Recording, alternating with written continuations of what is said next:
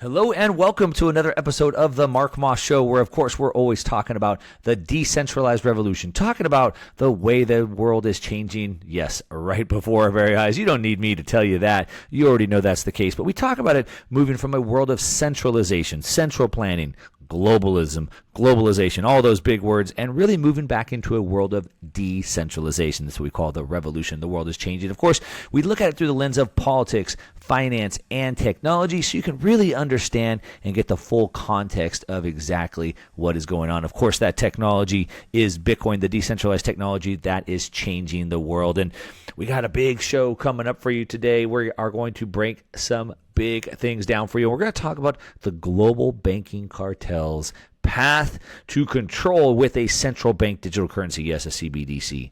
Now, you might not really know what the global banking cartels are.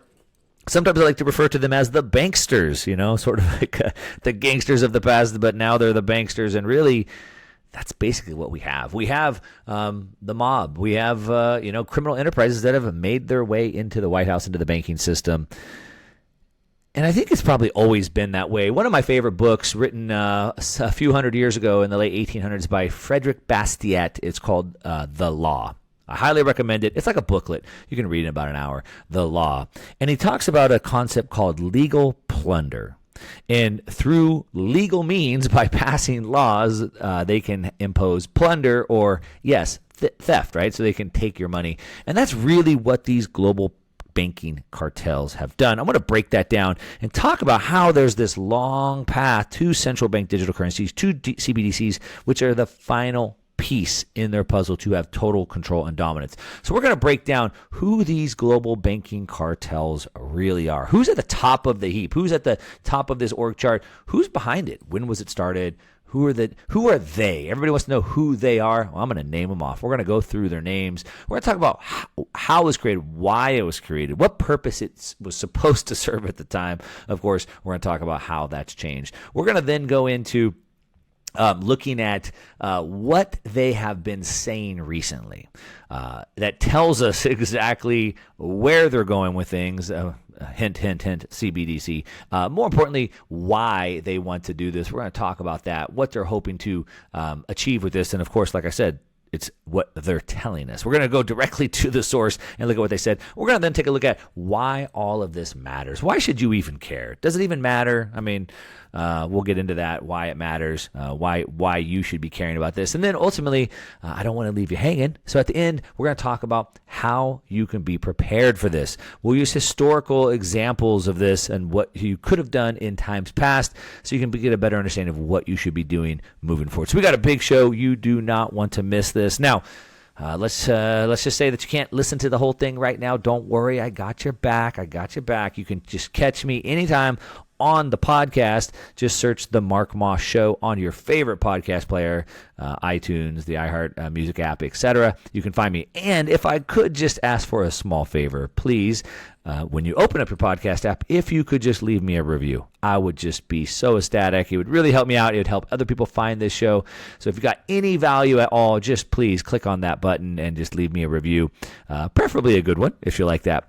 But we are going to cover this. We're really trying to change the way people think about money because, as I say, almost everything they have learned is wrong. And if you don't understand it, you're not going to succeed. Let me just give you a little story on that for a second here. So if you are going to play a game, and you might say that money is a game. And if you're going to play a game, what are you going to do? Let's say that you have your family game night, for example. Somebody brings over a new game to play. Well, the first thing you want to do is, what is the game that we're playing? What is the objective of the game?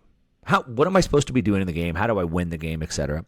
Then you want to understand what the rules of that game are, what you can and can't do, and then ultimately, who are the players at that game that I need to navigate and strategize around. All right, so that's sort of where we're at here. We have the game of money, and we have these global bankers, these global banking cartels that control all the money.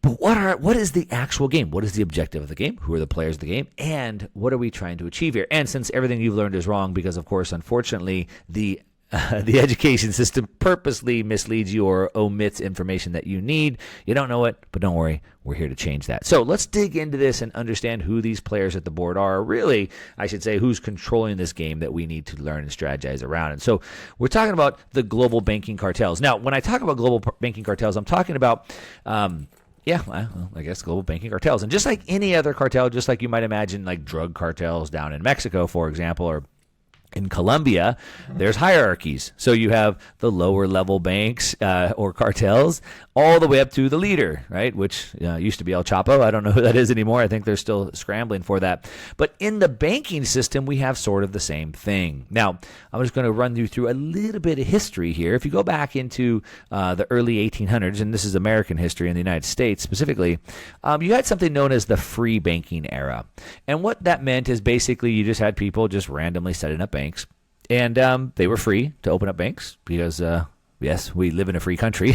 And so we live in a free country. They could open up banks, and they did. And each bank kind of had their own policies. Some banks would offer higher interest. Some banks would take on more risk. But the problem is that these banks continue to go out of business, and people were losing their money in the banks. Now, I'm not going to go super deep into why, but I'll tell you the reason why these free banks were going out of business and people were losing their money isn't, well, it's specifically because even though we call it the free banking era, it wasn't really free. And as a matter of fact, the government put massive onerous restrictions on them, which ultimately led to them going boom and bust all the time. One of which is important to point out. Well, there's really two main reasons why this happened. I'll just tell you both of them. One, what they did is they imposed controls on them. So they said, hey, you can have a branch in New York City, but you can't have a branch in Texas or Pennsylvania or Virginia or whatever, right? You can have one branch, but you can't scale that branch. And what happened is each one of these banks created their own money. So each bank had their own, claims, because at the time, gold was money. Gold was money. So I'd put my gold in the bank. The bank would then give me a paper gold certificate or a claim, an IOU to that gold. So each bank had their own IOUs. Of course they did, right? But what happened is because they weren't allowed to scale out, then you had all these different currencies, and then if I had my IOU, my paper gold certificate from a bank in New York, but then I happened to travel to Pennsylvania, they didn't accept that. So now I had to exchange it. But nobody in Pennsylvania wants my New York note because they're going to have to drive back to New York to claim it. So that caused a discount. So now my note from a New York bank wasn't worth the same in a Pennsylvania bank, a Virginia bank, etc. So that was a big problem. But here's the second big problem, and this is why it's important. Just for a second, you'll appreciate this. But the second big problem is that they were forced to invest their money into government bonds. And guess what happened? Government bonds went bad. And guess what happened? Banks collapsed. The reason why I'm telling you that is because, does that sound familiar? You hear about the banking collapse. You had Signature Bank, you had Silicon Valley Bank, First Republic Bank. And why did they collapse?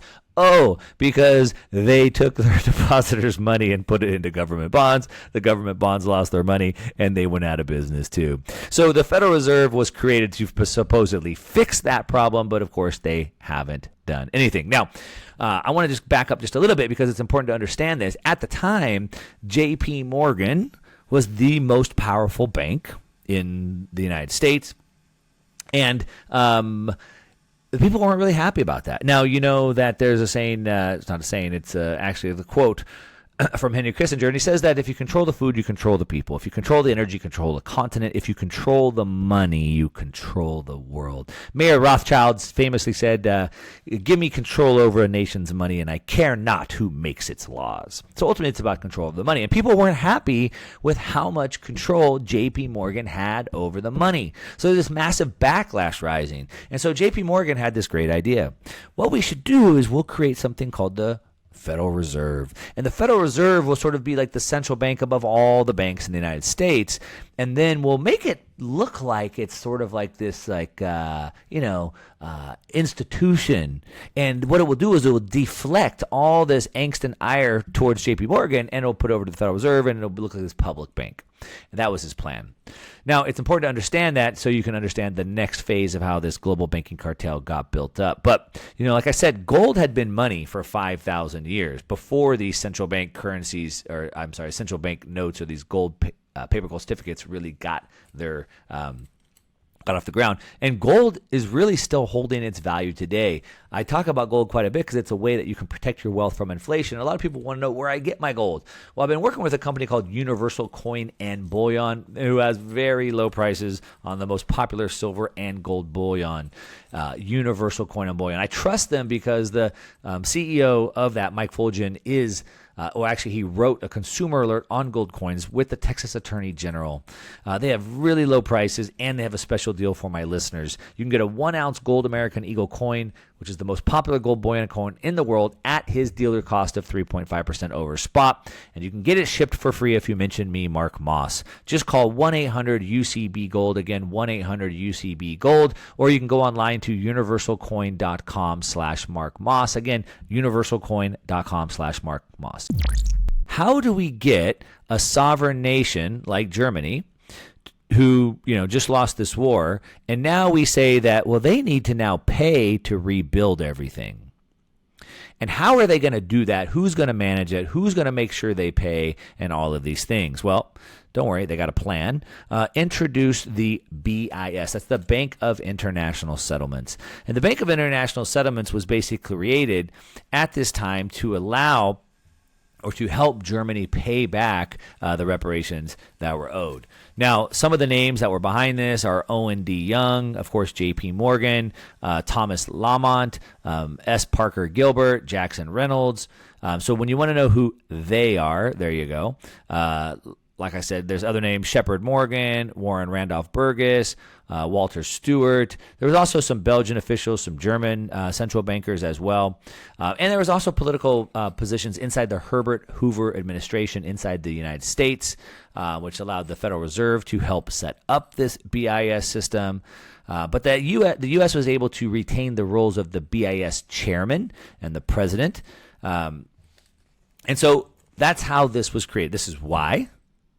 This is how. And ultimately, the BIS, Bank of International Settlements, was the original task was facilitating the World War I reparation payments, but it quickly became obsolete. So the purpose of what it was meant for, like most government programs, started out with probably good intentions, but unfortunately, they go bad. And that's sort of like what happened here. And so the BIS was, I guess you could say, it was set up for good intentions, but it was quickly found out to be sort of bad.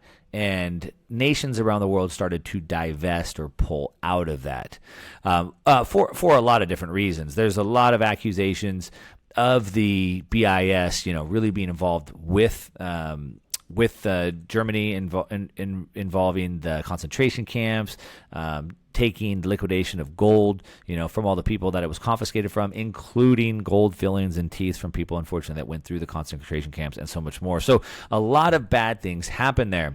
Now, as we fast forward through this global banking cartel, so we have J.P. Morgan creating a global banking cartel in the United States. That's the Federal Reserve, 12 banks that form the Federal Reserve.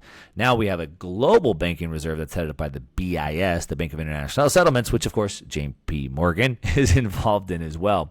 Now, as we fast forward to 1944, we have something called the Bretton Woods Conference. And in the Bretton Woods Conference, basically the world kind of agreed to allow the United States dollar to be the reserve currency of the world. And the United States dollar should be backed by gold. And then all the nations of the world would peg their currencies to the U.S. dollar. And at that conference, they recommended to actually shut down or liquidate the Bank of International Settlements. So, there was people that were pro and con against that, for and against that. And the BIS started to sort of lose some of its power globally for a little bit. A little bit being the key piece. And really, you saw the BIS really start to work more in the European markets and kind of managing the European banks and things like that. You had the BIS acted as an agent for the European Payments Union from 1950 to 1958. It was an intra-European clearing arrangement designed to help the European countries in restoring currency convertibility. And that's a key piece.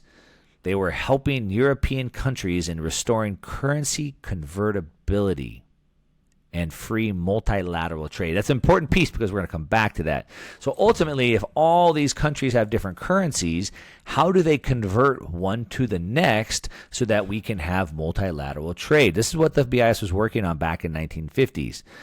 And we're going to come back to that. But this is what they're doing. But like I said, the problem is they started to lose their power. They were really just sort of hanging out over in Europe. Then in 1971, we basically had 1971 to 1973, we sort of had the end of that Bretton Woods system. We saw the return to a floating exchange rate. All right, so basically we got off that gold-backed system. The U.S. dollar was no longer backed by gold. The other currencies of the world were no longer pegged to the U.S. dollar. Now everything was freely floating. And at this point, the BIS started to sort of lose more power. However, in the moving into the 1990s, into the 2000s, the BS starts climbing back up. They successfully globalized. They broke out of their traditional European core. And we can see that they started getting more and more nations to start buying into this. More and more adoption of this. Now, it's important to go back and understand that the BS was originally owned by both central banks and private individuals, but then the United States, Belgium, France, etc., decided to sell their shares that they had been given back to private investors. It's important to understand the BIS is made up of private investors and conglomerates and NGOs, non-government organizations. It's not a government.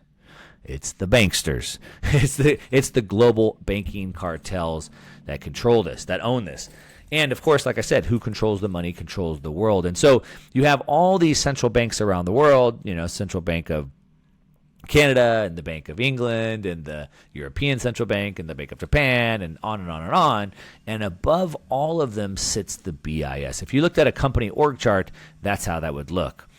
And if you really want to dig deep, and I've talked about this many times, I'm not going to go into it right at this moment, but really that's how the whole world is coordinated, is through the money. So you hear things like ESG and now CEI and DEI, and you see how like companies like Exxon are shutting down their oil, which seems kind of weird because they're an oil company. Or you see, companies like Bud Light do things that alienates their base. And you think like, what are these companies doing? Don't they know this is going to cost them a bunch of money in market share? Yeah, they do. And they don't really care. And the reason why they don't really care is because they are being forced to doing this. Because if they don't do this, then they lose the ESG DEI score and they don't get any money. It's always the money that has the control. We can look back to the pandemic. The IMF used loans to the other nations and said, "Hey, if you don't use the mandates of the WHO and lock your whole country down, then no money for you." So it's always through the control over money. I believe that we should just take people at their word. There's a lot of times, people are trying to try to unravel, some sort of conspiracy. They're trying to read between the lines. They're trying to understand someone's true motives or intentions, things like that. I just believe it's actually pretty simple. I just go listen or read exactly what they say, go back to the source, and then I take them at their word, right? It's that simple. I don't need to come up with some crazy opinion. Just listen to what they're saying. So let's take a look at that. Now, we saw the BIS recently put out a report, an economic report, and they talk about the tokenization of money, right? So like a cryptocurrency or like a CBDC, the tokenization of money and assets and how much potential it has. And they say that that to date, all the initiatives have taken place in silos, sectioned off, without access to central bank money and the foundation of trust it provides. Now, I think that part is rich, so I wanted to kind of hit on that for a second. Without access to central banks and the foundation of trust they provide. Raise your hand if you trust central banks. Well, I can't see you, but I would imagine you're not raising any of your hands. Who the heck trusts central banks? Jerome Powell, the head of the the Fed of the United States, he can't even tell us what the price of money is going to be tomorrow. We don't even know what the price of money is going to be. Do you know how much money they're going to print next week, next month, next year? They tell you they're going to tighten, but yet they continue to ease. Who trusts central banks? Nobody does. I thought that was pretty rich. But they talk about how they need to create a new type of financial market infrastructure, a unified ledger that could capture the full benefits of tokenization by combining central bank money, tokenized deposits, and tokenized assets, all on a programmable platform. Ooh, there you go. A unified ledger. So all financial assets are on a programmable platform. So that means that they can program things into the financial assets. So a unified ledger, like a one world, like a single ledger, like all the money in financial assets of the world are controlled by one person. That's what they're saying. A unified ledger for the world. One person, one group would control all the financial assets of the world and on a programmable platform. So we don't like you. Your social credit score is too low. Your carbon score is too high. You've had too many children. You've traveled too much. You're restricted, right? A programmable platform. Now, they believe that a lot of the blowups that we've seen happening in the crypto markets over the last couple of years signal that they're doomed to fail because of what they call a coordination problem. And this coordination problem comes because of this, the fractured nature of all these crypto networks, because you have all these different cryptocurrencies out there. But what we need is just a unified ledger, is what they're talking about. So for them, of course, the solution can only come from something they can control. And they say the CBDC will only work if it has proper oversight. And of course, it has supervision and it operates within their standards set by them, the central bank. And then they say that if that happens, there will be significant harmonization across jurisdictions. And if you want to put it another way, what they're basically saying is that if you don't play ball with us, then your economy will be cut off from this system. So again, I take them at their word. And not only do I take them at their word, this is exactly what happened. We already seen this happen in the pandemic. Nations that didn't play ball with the WHO mandates didn't get money. Look at El Salvador using Bitcoin, not playing ball, lose access to money. This is exactly not only what they're saying, but it's exactly what they're doing as well. Now, they say that the CBDC will be properly governed by central banks and private participants who will collaborate to ensure the integrity of the system. Yeah, sure it will. But basically what they're saying is that we need to restore trust that can only come from the central banks. And only in a system that we can control. Only in a system that has the proper oversight from the government. Now, they want to they want to put other restrictions into it, like, for example, heavy KYC, or what we call know your customer laws. Now, putting KYC requirements into money, put it into the financial system in the first place, is part of the big problem. What you maybe don't know is that there's about 2 billion people in the world today that are not banked. Now, there's a lot of reasons why these people are not banked, but most of them are because they don't have permission to join. They don't have permission. Now, I was talking with my producer Q before the show, and I was explaining how we live in this great era today where anybody with a smartphone has the ability to learn anything, meet anyone, do anything, and if you have an iPhone and Instagram, you could make $100,000 anywhere in the world. But that's not totally true. Because if 2 billion people in the world don't have access to the financial system, then they don't have the ability to play that game. But again, why don't they have it? Because they don't have permission. Why don't they have permission? Well, for one, they can't pass KYC. Maybe they don't even have an ID. They don't have an ID that's recognized. Maybe they're fleeing for their lives from, Syria or displaced in Ukraine, and they don't have access to their ID. They can't just go to, the city hall and request a new birth certificate. So now they have no ID. They can't get into the financial system.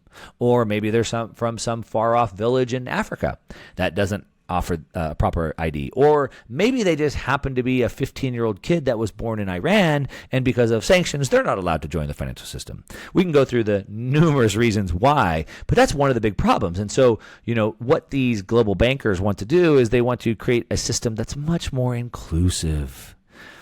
Much more inclusive, where everybody can participate. But what they don't realize is that these heavy, strict KYC programs that they put in is the reason why these people don't have access.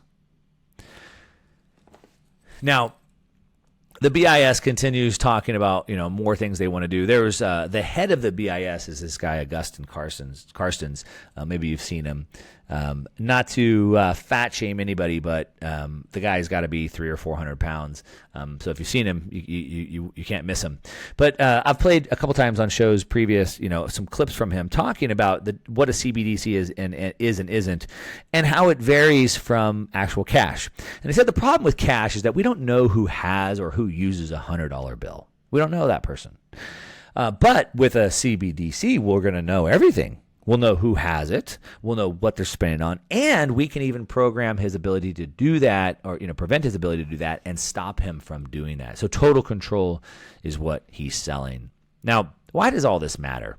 Well, it matters because we have unelected officials in charge of global monetary policy, pushing their CBD plans forward. Now, remember the quote from Mayor Rothschild. He says, "Give me control over a nation's money, and I care not who makes its laws." This is basically what they're saying. Look, unelected officials are in charge of global monetary policy. These people aren't making the laws, but they have control over the money. But by controlling the money, you have control over the laws. Does that make sense? Because you say, look, you don't follow what I want, you don't do what I say, then no money for you. Sort of like that video clip of Joe Biden threatening the Ukraine government, where he was on stage and he said, I told him if you don't fire that inspector, whoever it was, the next day, then you're not going to get the $1 billion. And guess what? The next morning he was fired. Sort of like that. The other reason why this matters is because what they want to push is this unified ledger. And so basically you have a single source of every single financial transaction, from money, of course, your transfers of money, payments, etc., but as well as digital assets, digital goods, equities, all of that controlled by a single person or group or entity, a non-government, a non-elected group of banksters doing this. And they've proven to not be trustworthy. Now, I want to talk more about exactly what they're saying, and then more specifically, what we can do to prepare for this. And we're going to use some historical precedents to go back and take a look at this. Now that we have this information, what do we do with it? Now, I know that, there's a lot of things that we just continually repeat, sort of like these cliches that have made their way throughout society, but they're not always true. Sometimes we have to stop and think about these things. So one of those is that, knowledge is power. And I disagree with that. I don't believe that to be true. I believe that knowledge put into action is power. Otherwise, shoot, man, ignorance is probably bliss, right? You'd probably rather not know about this stuff if you can't do anything about it. It's sort of like spending all that time worrying about things that you can't control, right? Think about the things that you can control. Control what you can, and then the rest of the stuff you just kind of have to let go. And so, maybe ignorance is bliss, but in this case, now I gave you the knowledge now. Now you got to do something with it. And so you can either choose to be stressed out because this is coming, or you can do something with it. So what can you do to be prepared? Now, what I like to do is I would go back and say, when have things like this happened in the past, and what would I have done if I was in that same situation? I kind of got to some of this frame of thinking, maybe I've had it for a long time, but it really kind of got hammered home to me by one of my friends, Robert Barnes. I've had him on my show a couple times. He's a constitutional attorney. I should probably have him back on again soon, by the way. Leave me a comment. Let me know if you'd let me to have the constitutional attorney on. He was a attorney for Donald Trump, but he can tell you what's going on with January 6th, what's going on with the Trump indictments, and more specifically what's going on with the Biden administration lawsuits. So probably due for a conversation. Let me know if you think I should have him on. Leave me a comment. But anyway, he told me, we were talking before, and he said, we were talking about the persecution of Donald Trump and Alex Jones, and how they're really changing the law right before our very eyes by how these courts and judges are acting. And he said something. He said, if they can do this, and we were talking about what happened to Trump when he was still in office, and they said, if they can do this to a sitting president of the United States, the most powerful nation in the world, what can they do to you? Right? And he said, imagine that you're a Jew in Germany in 1929, and what should you have done? So before Hitler and before the Holocaust, let's say that you knew it was coming in a couple years, and you're a Jew in Germany. What would you do? Right? And it kind of made me think about that. And so going back to knowing that our money is being co-opted and controlled by a group of non-elected government global banking cartel leaders, when has money been taken over in the past, and what could we have done about it? So, for example, we can go back and look at 1933. So as I talked about in the beginning, money was always gold. right? For 5,000 years. Now, gold money had been, feathers and rocks and seashells, but it's basically been gold for about 5,000 years. J.P. Morgan, talking about J.P. Morgan, even went before Congress and said, gold is money. Everything else is credit. So gold was money. And at the time, you would put the gold in the bank because gold is very slow to settle. It's very heavy to carry around, right? It's hard for me to send gold across the country. The settlement time, the time for me to get it to you, is very slow and expensive. So I'd put it in the bank, and the bank would give me back a paper claim. We talked about that in the beginning segment. And that sped up the money. All right. And so all that gold went in the bank. But then in 1933, the United States government, land of the free, decided to steal all the gold. And at the time, they said you can't hold gold anymore. You can't own gold anymore. Gold was worth $20 per ounce. Today, it's about $2,000 per ounce. At the time, it was about $20 per ounce. And they said, "Don't worry, we're gonna steal all your gold from you. It's illegal for you to now own gold, but don't worry, we're gonna give you the $20 per ounce that you need." The debt, the paper gold claims. And then what they quickly did is then they devalued the gold from $20 an ounce to $35 an ounce. So then not only did you lose your real money, you got back a worthless claim because you can't claim it for gold anymore. And now they devalued it. So what should you have done? If you had all your money in the bank, gold being money at the time, you lost, 60% of your wealth, 60% of your purchasing power. So what could you have done? Well, if you owned a big ranch with a bunch of cattle, for example, and that's what you owned, then it didn't affect you at all. If you owned, a general store where you sold supplies to the town, that didn't affect you at all.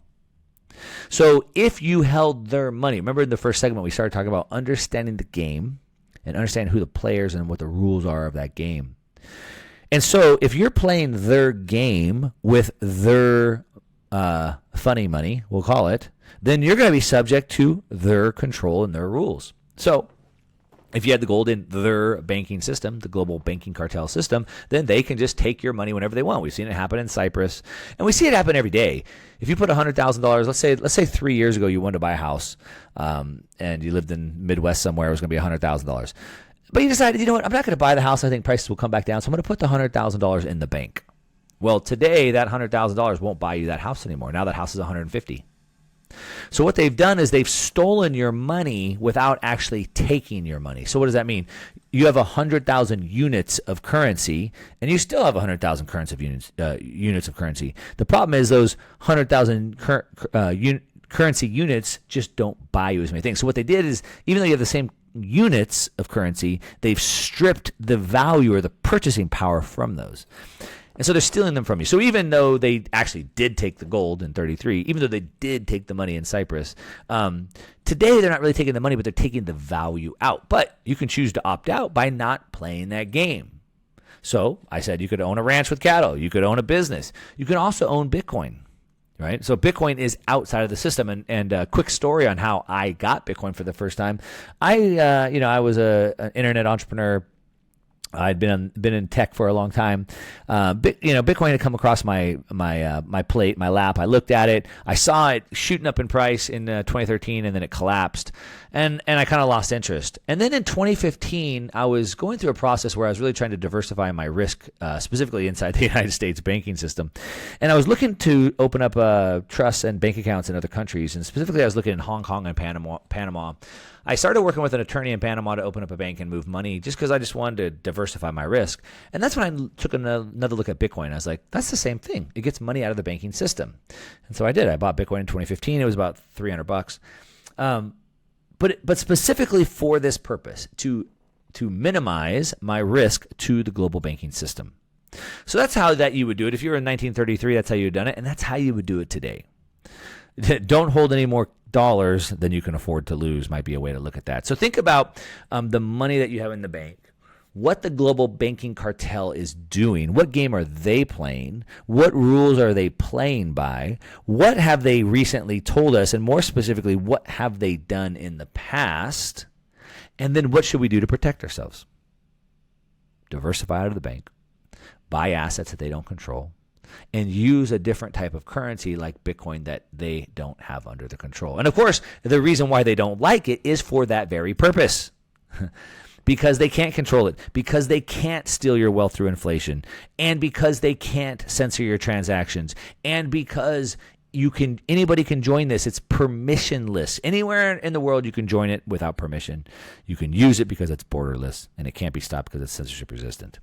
Anyway, if you're just tuning in, you're listening to the Mark Moss Show. We've been talking about the global banking cartel and the push to control with central bank digital currencies, looking at specifically who they are, what they've said, and what their intentions are. If you've missed any of it, don't worry. You can go check it out on any of your favorite podcast apps. Just search the Mark Moss Show. Leave me a review while you're there. I'd really appreciate it. Or go watch me on YouTube at Market Disruptors. But that's what I got for today. Thanks so much for listening. Until next time.